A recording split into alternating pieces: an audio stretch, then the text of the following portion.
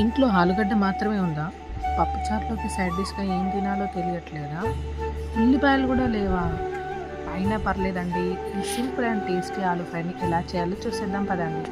ముందుగా కడాయిలోకి పసుపు, అల్లం వెల్లుల్లి పేస్ట్, కరివేపాకు వేసి ఫ్రై చేసేసుకొని ఇలా స్లైసెస్‌గా కట్ చేసుకున్న ఆలులో కాస్త ఉప్పు వేసి కలుపుకొని ఒక 5 మినిట్స్ పాటు మగ్గించుకోవాలి.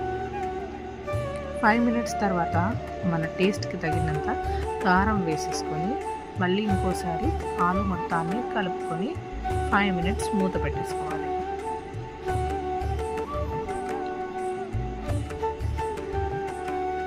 ఆలుని మనము స్లైసెస్గా కట్ చేసాం కాబట్టి 10 మినిట్స్లో కర్రీ అనేది కంప్లీట్ అయిపోతుంది. క్విక్ అండ్ ఈజీగా చేసేయచ్చు ఈ రెసిపీ. వంట రాని వాళ్ళు కూడా చేయొచ్చండి.